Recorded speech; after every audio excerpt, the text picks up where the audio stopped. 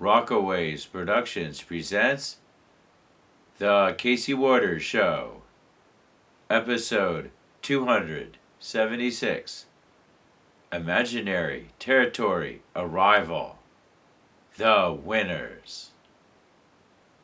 Hello, I'm your host, Casey Waters. Today, I will continue with Deregulation Nightmare Complex. Here, I look at how government deregulation impacts our lives.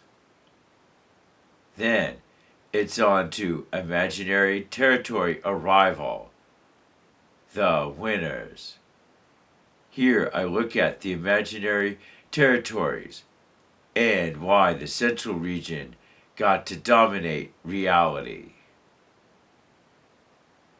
Today's show will feature background footage from Graveyard Fields.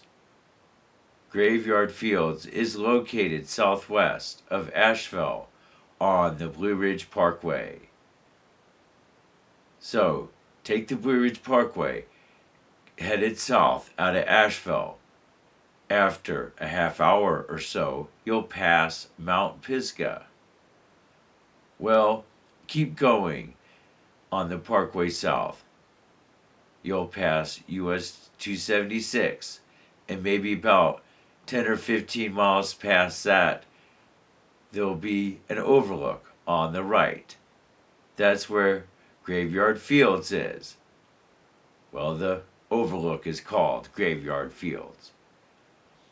Anyway, there's two trails going down. If you're facing away from the parkway, well, we started on the trail to the right. That starts near the restrooms. We went down the trail. That is, John Blackwell and I. We crossed the river. Then the trail splits. We went to the right, going towards the lower falls.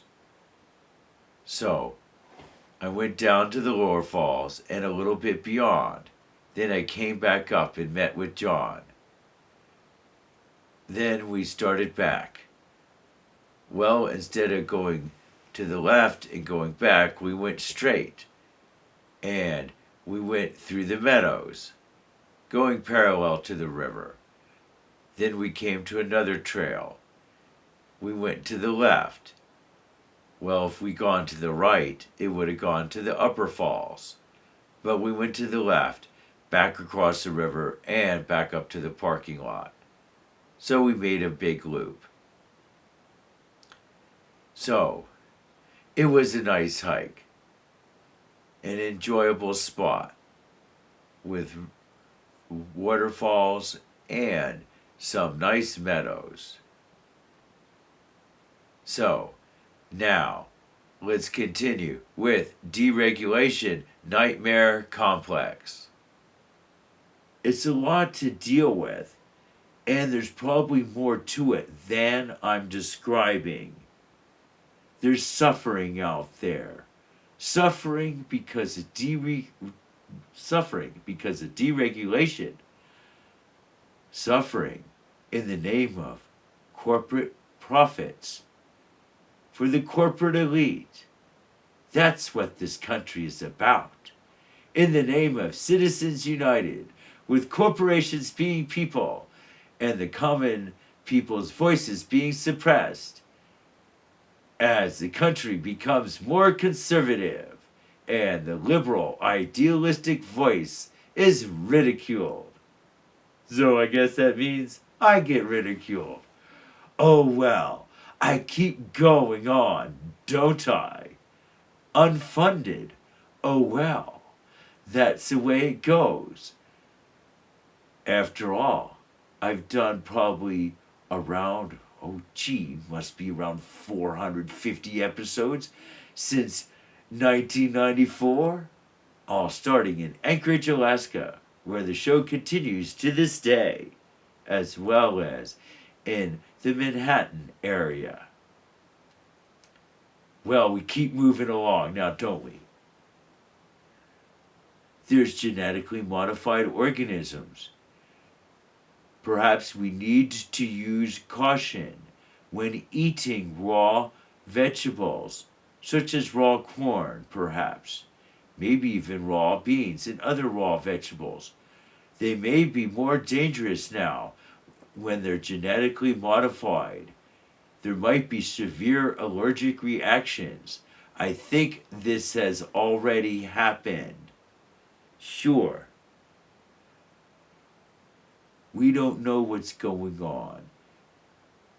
Genetically modified crops, genetically modified to produce their own pesticides or to withstand heavy application of herbicides, or both.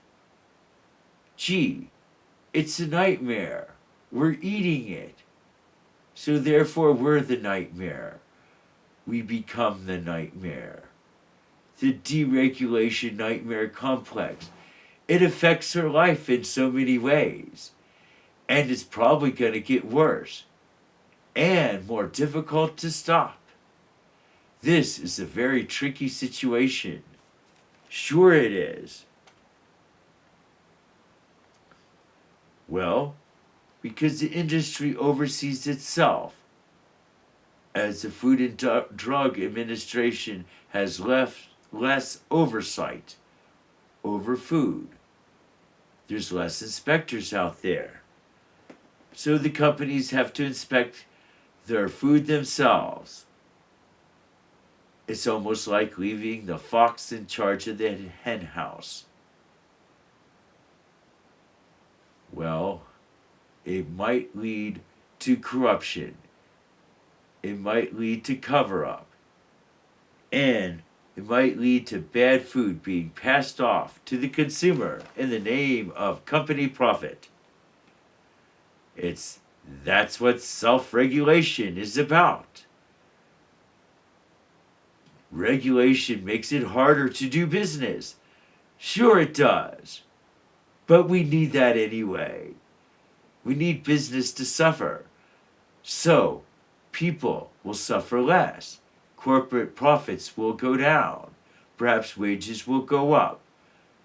But then, the common man will have more money to spend, which will increase corporate profits, perhaps even more than the greedy track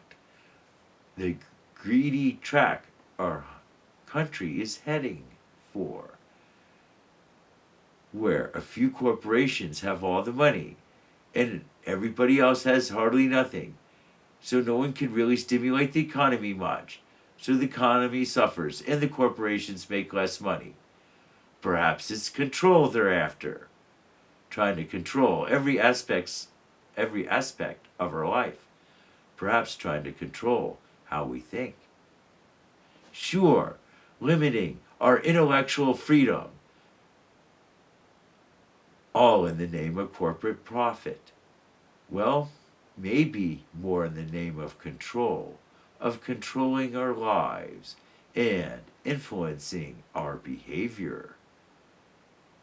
Perhaps less diversity of behavior. We need to do many things. Sure. But anyway, so there's this self-regulation, which, as I said, isn't always good for us. Well, then we have Wall Street, deregulation, as the Dodd-Frank Act is slowly being undone. Oh well, that's the way it goes. And we have people like Elizabeth Warren and Bernie Sanders still in the Senate and House of Representatives fighting for us. Well, I guess we also have Patrick Leahy too, of course. And we used to have Barney Frank. But anyway, we need these heroes. Heroes with liberal, idealistic viewpoints that are sometimes laughed at. That's who we need to listen to. That's who we need to put in power. Sure.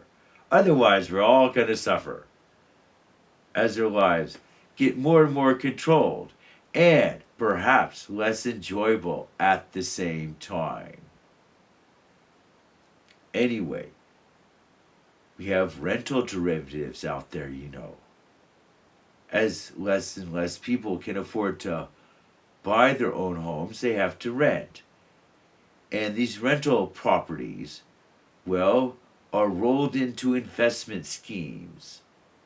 And just like with the mortgage crisis of 2008, where the mortgage bubble blew up from deregulation because there was deception with the description and the ratings of these investments. Well, the same thing is probably getting ready to happen all over again, unfortunately, this time with the rental market, with these rental derivatives being sold, these rental investments that are made to look better than they really are. Perhaps they will crash, and it might lead to another financial crash. Or there might be other causes that contribute to it. If not a crash, perhaps increased suffering for more people. Oh well, as more wealth is concentrated into fewer and fewer hands, which means less money for almost everybody. But it goes on. I feel like I'm dragging you at this point. We're all suffering here, I know. But we have to get through this. We have to get through the deregulation complex nightmare. Well, the deregulation nightmare complex. Whatever it is, it's a nightmare. And it's a complex. It's a complex nightmare that goes on and on. For there's pharmaceutical deregulation. Well, that means there's more harmful drugs out there. Drugs that are less effective, with more side effects. Once again, all in the name of corporate profit, I guess. Or is it in the name of making us suffer more? I don't know. But that's what's going on. Less effective drugs with more side effects. All because the pharmaceutical industry is allowed to self-regulate more. Because the Food and Drug Administration is less effective and less funded. This is all in the name of deregulation, which is supposed to enhance corporate profit, which is supposed to trickle down to everybody else. Well, guess what? I don't believe in the trickle-down theory. So phooey. I say, I believe in the trickle-up theory. It's the exact opposite. You take the money from the corporations and you throw it in the poorest people's hands. You know who really does it? For real? Alaska does. You know what it's called? The Permanent Fund Dividend. You know what the Permanent Fund Dividend is? Well, you all know. In Anchorage, you are watching my show. Well, I know too, because I lived there 13 years. Sure, the Permanent Fund Dividend, well, I've done a show on it in the distant past. It's permanent fun. It happens every year. You get to have fun. That is everybody.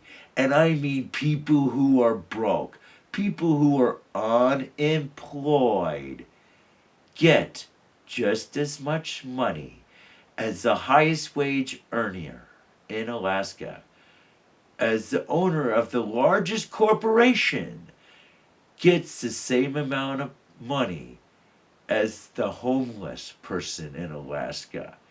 As long as you meet the residential requirements, you are entitled to the Permanent Fund Dividend.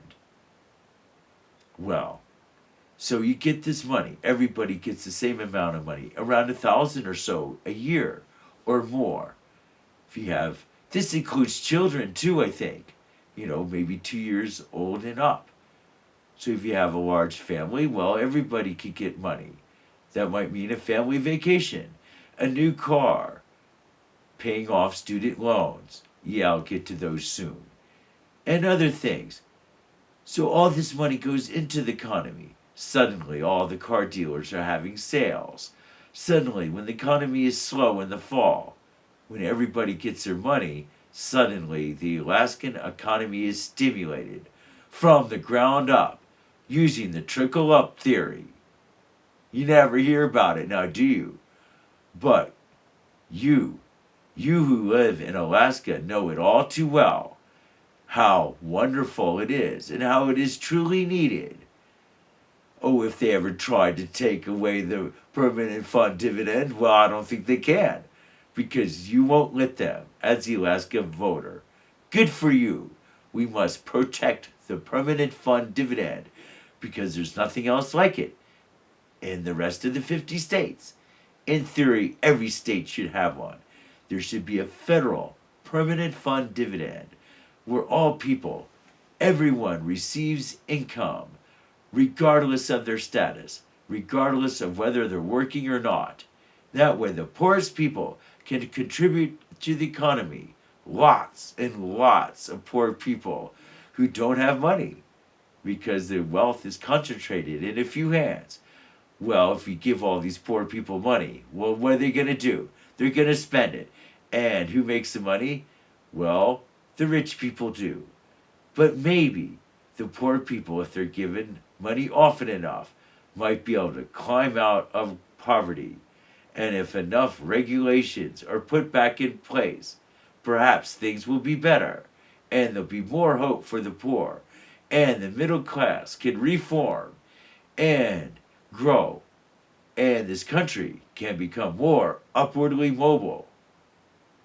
It seems like it's more downwardly mobile now. You don't hear about that much, but chances are that's the truth. As the average income falls when adjusted for inflation, sure, so that means less money for everyone. Oh well, that's what deregulation is all about anyway. Less money for everyone. Doesn't it sound like a nightmare? Sounds like a nightmare to me. Hold on. It ain't over. Let's keep on going. We'll get to the end eventually, you know. For there's water and air pollution deregulation. So we're just going to have more water pollution and air pollution. We just have to deal with that. All in the name of corporate profit. Well, whatever. So, don't forget about exploding oil trains. Well, there's certain train cars which are not as safe, and they are in widespread use. There's efforts being made to upgrade these oil trains to have safer cars, but even the safer cars sometimes explode. But the unsafe cars, which are more widespread, explode more readily. There seems to be a lot of oil trains exploding as our country increases oil production through fracking. Ooh, gosh. Fracking, which could contaminate our water supply. Well, fracking pumps, well, lots of dangerous chemicals, unknown chemicals, because they don't even have to tell us what they're pumping in to the deep underground. Well, some of these chemicals can seep upward. Often, the methane gas and other natural gases has seeped upwards from the fracking area deep underground into the water table, only to be pumped out, come out of somebody's faucet in the form of gas and water mixed. A dangerous combination of natural gas and water. How dangerous? Well, dangerous enough to be set aflame. Perhaps dangerous enough to blow up somebody's house. Do you want to live there? I don't, but there's more and more fracking sites being set up around the country with unknown, potential, dangerous long-term effects to our water table, which could create lots of suffering. Seems like deregulation equals suffering. You starting to figure it out? Well, if not, we have to keep on going because there's student loans. Probably lots of you all have student loans. Well, student loans are becoming deregulated, or they have been deregulated, at least to a large degree, to allow for large fees to be collected with these student loans and to allow high interest rates to be charged. So it's going to take forever to pay off that student loan, especially if you don't get the good job you thought you would. And if you go to a for-profit college, you're probably going to get a less quality education than you were promised, and perhaps have less career prospects than you were promised. Perhaps having to work for close to minimum wage. Oh no. And still have to pay off your student loan with high interest rates. And if you can't pay it off, that will damage your credit rating, which will make you pay more high interest rates in the future. It just goes on and on now, doesn't it? Well, there's Social Security privatization. Well, it might not be happening yet, but conservatives and Republicans are trying to make it happen. And you guessed it, if it does, it's probably going to reduce your overall income in the future, regardless of what they might say. It's our only nest egg left that is for the poor man, and that too might disappear or be radically reduced through Social Security privatization, or through other means. Well, then there's pension deregulation. Well, that could have effects too, as their pensions wither away and we get less money than we expected in retirement when we need it the most. How will we live as a poor person retired? Well, many of us will find out, unfortunately. Well, try as you get older to set yourself up for living an independent living, not assisted living. Do everything you can to keep yourself healthy, mentally fit, physically fit. Sure, the food is a lot worse in assisted living than independent living, as a general rule, for most places. Sure. And perhaps other conditions are probably worse in assisted living. You want to be independent. Anyway, but it goes on, for there's Medicare and Medicaid reform. Well, all of that's designed to give us less money when we need it the most.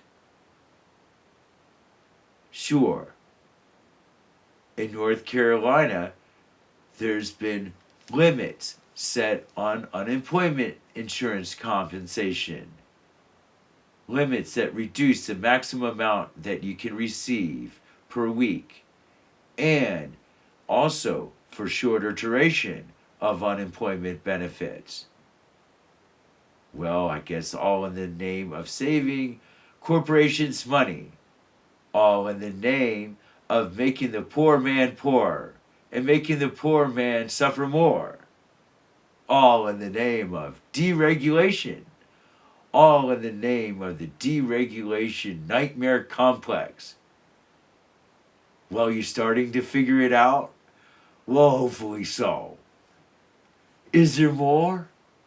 Sure, there's more. But, fortunately, you don't have to hear any more. As I draw this section to a close. Hooray! Well, anyway, don't forget the liberal point of view. Well, it's not something to be laughed at or ridiculed. It's something that might save you one day. Now, it is time for Imaginary Territory Arrival. the winners. Here, we look at reality and how it closely corresponds to the central region. But why? Why did the central region win out? Well, let's look at the imaginary territories. We have the east side that favors love, honesty, compassion, equal opportunity for all. This is especially true for people who are normally seen as disadvantaged. They would have true equal opportunity for financial gain and finding an appropriate life partner, and equal opportunity in other areas as well. The west side, well, favors survival of the fittest, so to speak. Well, with a little deception thrown in too. So here deception is permitted to forward one's own individual gains, whether it would be finding a better life partner or making more money. Whatever the case, taking advantage of and exploiting and reducing opportunities for other people, all of that's permitted, if not encouraged. So, there are two different approaches to life. The central region blends them both. And that's where we are today, kind of in a mix. Well, I guess that would make sense. Well, I guess a lot of people would see the east side as being too moralistic, and perhaps being too idealistic as well. Whereas the west side just seems a little unfair. So we want the fairness of the east side, but just not with too much morality or idealism. And we want some deception from the west. Casey Waters Show. Producer, Casey Waters. Graphic editing, Judson Laird. Please note our new email address, CaseyWaters2 @CaseyWaters.com.